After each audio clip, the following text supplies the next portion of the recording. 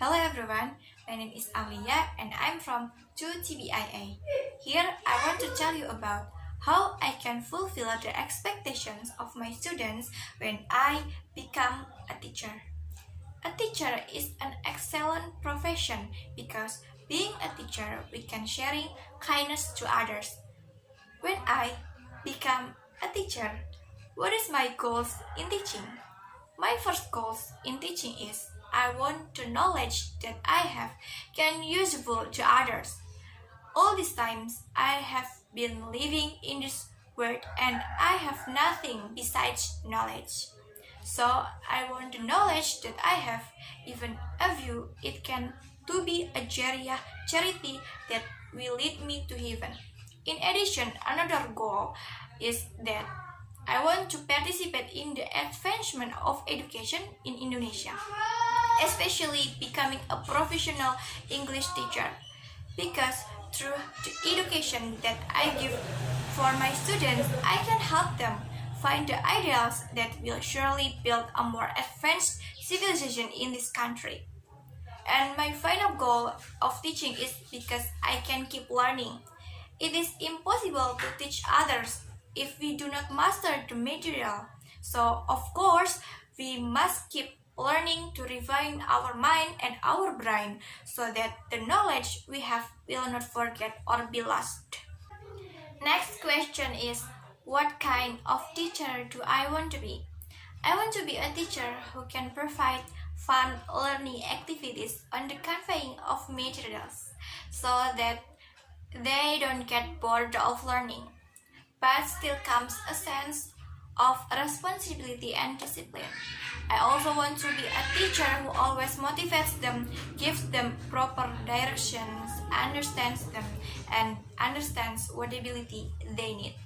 The old saying that teachers are parents at school, then I will act like their parents at school, like a parent who loves their children and wants them to be a success people. What competence must I have in order to become the professional teacher I had in mind? There are four the competence I had to have in order to become a professional teacher as I had want. The first is professional competence. Professional competence is a teacher's ability to manage the learning of teaching process. The ability to manage learning process is supported by class management, learning material mastery, teaching strategies, and learning media use. The second is pedagogical competence. Pedagogical competence is closely related to the teacher's ability to understand the learning process. The learning that takes place in the classroom is dynamic. This may occur because of communication or mutual interaction between teacher and student and other student. Student diversity in the classroom will also require a teacher's skill in designing a learning program. The third is social competence. Social competence is a teacher's ability as an educator to communicate and interact well with both the school and the people where the teacher is. These social skills can be seen through the social association of teachers with students, below teachers, and the society in which they live. And the last is personality competence. In carrying out his duties and functions, a teacher must display a good attitude and personality. Next question is, what theory of learning will I use? I'm going to use the constructivism and humanism theory. The reason why I choose both theories is the first reason for the constructivism theory is because I want students to more understand learning as activity to build or create knowledge, which was to give meaning to the knowledge according to the experience it had obtained. So according to this theory, the teacher not only gives information or knowledge only, but it must involve and make students actively participate in discovering new knowledge that harmonizes with their ideas. Emphasize more on the learning process than on the students' own. Teach them how to think critically in solving a problem or case so that students can develop it into an idea, can even make and determine what decisions to make. Then the next reason for humanism theory is that learning anything is a good thing as long as it's a purpose to humanize people in the attainment of self-actualization, self-understanding, and self-realization through optimal study. With this theory, I encourage students to be able to choose what they want to learn, what do they like, and what do they need. That way, they will naturally be motivated to learn safely and without environmental pressure. Next question is, what approach will I use? The approach I will use is a contextual learning approach, where a learning approach to building knowledge and thinking skills through how learning is linked to real situations in their surrounding environment. So the results are more meaningful.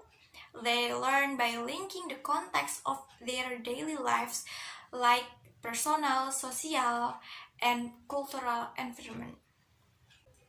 Next question is, what method will I use?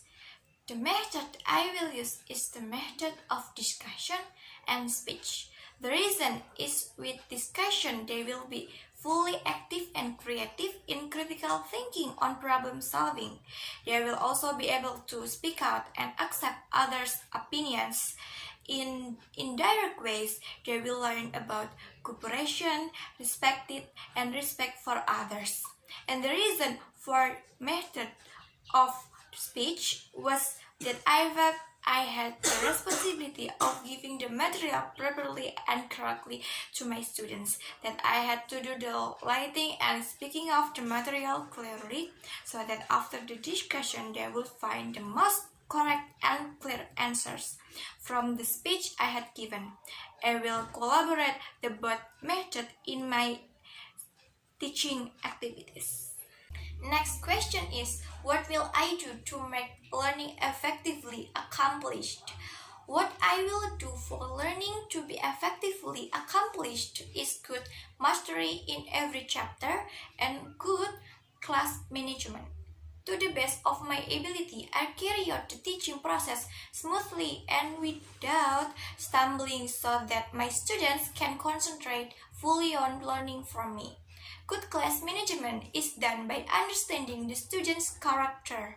I must be able to understand the character of my students because each student must have different characteristics of each other.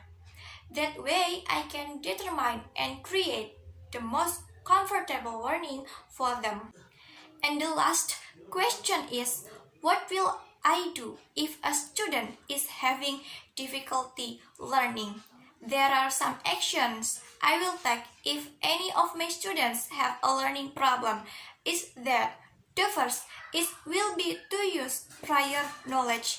The second is being self-monitoring so that I can see my students' progress while at the same time taking the steps that must be taken on the student. Next, by inviting my students to have an active share, perhaps in this I will form a study group.